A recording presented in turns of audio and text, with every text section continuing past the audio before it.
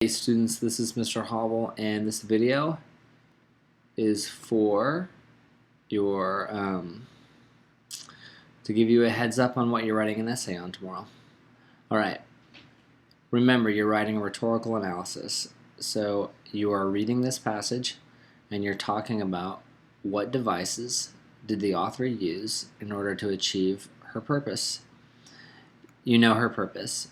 She wrote this piece to raise awareness on the dangers of deadly pesticides and to persuade people to stand up against their use. The pesticides were pretty excessive in the job that they did, and she kind of pointed out the obvious fact that if we had continued to use these pesticides, there was going to be a probable result of human death, in addition to the vast amounts of damage it was just doing to animals anyway.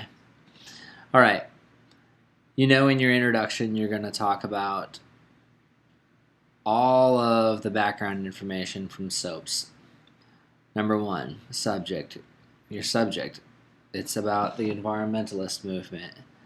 You're looking at different issues of, when are we going to use chemicals appropriately? Like, when are insecticides appropriate? Obviously, this is a conversation about the inappropriate use of pesticides on the environment. Your occasion. Think about this too. Your occasion is a time period when people are using these chemicals for the first time, probably unaware of the potential harm that they can have on the environment. So we're excited about the new scientific technology to help us grow effective crops and reduce pests. However, now we're going too far with some of these new innovations, and we have to make sure we're using them appropriately. We have audience. Audience is probably the general public, probably raising awareness, people that possibly could be harmed by this. Purpose is, she's arguing against its use, and she's informing people. Your speaker obviously is Rachel Carson. The tone is an ominous tone throughout. Now, all of that information, be careful with writing a long introduction. You do not want a long introduction. You want to get right to it. Who is she? What is the message? And what was her purpose? And also, in the instructions, they're not calling it purpose. But if you look up here, they're calling it her central argument. All right? What is her central argument? It's going to be the same thing as her purpose, but just be clear that language. It might, you might describe her purpose a little bit differently with that in mind. All right, next.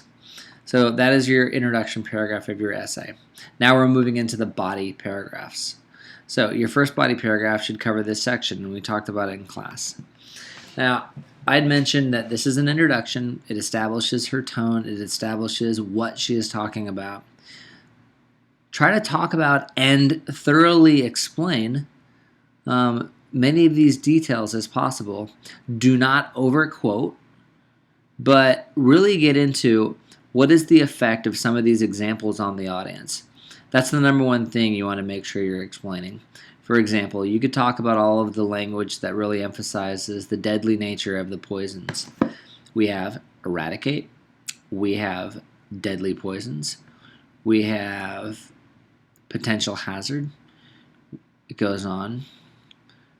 There's the big one. Killing by poison and mission of death. All of this repeated, good word to use, all of this repeated diction that emphasizes the deadly nature of the pesticides. What does it do for the audience? You might want to use words like overwhelms the audience. Overwhelms the audience to get them to see the deadly nature of these pesticides. It raises alarm. It causes alarm. It raises a red flag. It brings a shocking awareness. All right? You really want to get into what tone do the words create and what is the effect of that tone on the audience in achieving the purpose. The next section, This should be your body paragraph number 2. You're going to be looking at your second paragraph and your third paragraph. These kind of go together. Now remember, the obvious thing is to talk about the different things that are dying. We have the birds, we have the cute cuddly animals, and then we have the humans. You can also, when you're describing these, to look at some of the details and talk about how those details contribute to the effectiveness of the example. For example, we have 65,000 red-winged birds. Now, if you are stating that this overwhelms the audience with a massive amount of death, thus getting them to see the intense harm caused by the pesticide, I think that is a very wise and smart thing to say. 65,000 is a big number. And also look at the innocence of how the rabbits and raccoons are presented and the opossums as they're roaming. You can imagine them. We're using imagery here to paint a picture that will appeal to our emotions, will appeal to our pathos. Be wary of using the word pathos. Instead of saying it appeals to our pathos, which is just saying it appeals to our emotions, can you identify the emotion? When I mention cute, cuddly animals, it pulls at the heartstrings. And then later on, when I find out the potential of their death, again, this will be something that shocks me into possible action to see the alarm of these deadly pesticides and their excessive use. All right, then we have the whopper. Over on this side, you have the worker, someone just doing his job, and you have to realize, can you intelligently talk about the fact that the stuff was sprayed a month ago?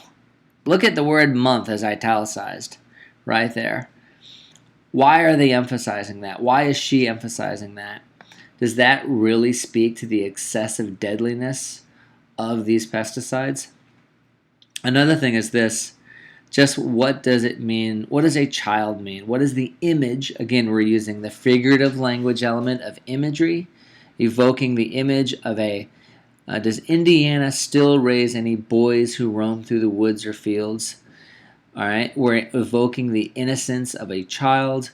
And what does this do to accomplish the purpose? If her purpose is to raise alarm, to get me to be startled and shocked, the possibility of a young man dying, just like someone who came into contact with the poisons that were sprayed a month ago, the potential of that should raise alarm, should get people to act. People could maybe think of their own child. How is it working? That's a big one. All right, last but not least, we have our last paragraph talking about the repeated questions. And first of all, this first image, chains of poisonings, the ever-widening wave of death. All right, is this poison still on the food that I'm eating? Has it spread as far as reaching into my grocery stores? Are the chemicals fully washing away? When we talk about ever-widening wave of death, we got to think about the implication of how far is the reach of this poison. Maybe it won't kill me today. Maybe it's, instilling in the reader that there is quiet cancer-causing agents in these poisons. Now, you don't want to get away from the text, but maybe allusions to, this is why we have the organic movement, because people are wary of the effects of chemicals on their food. You can allude to that, but be very careful. Do not stray far from talking about the text and the effects of the text on the audience. All right, that's the big deal. How does the text affect the audience? Read this last part, and we have the repeated questions. There is a device I have not mentioned to you yet. Someone in one of my classes, Bravo, I can't remember who that person was, talked about the device, a call to action. And the ultimate thing that someone can do with a piece of writing is cause you to act, go out and change your ways. All right, how does a text move you? And are some of the repeated questions at the end, are those directed at the audience to the point where they are pushing them to act? That would be a great way to end this in your last body paragraph. How do those questions push people to act? Look at those questions. Look at those details. Look how they're putting a finger in the chest of the audience to make them want to go out and do something. When you describe that, look at some of the specific things being said in the question. Unselective bludgeoning. Look up the word bludgeon. What does it mean to bludgeon something? All right, it's right here in line 55. There's some powerful words being said there. All right, I hope this video was helpful. Google the question.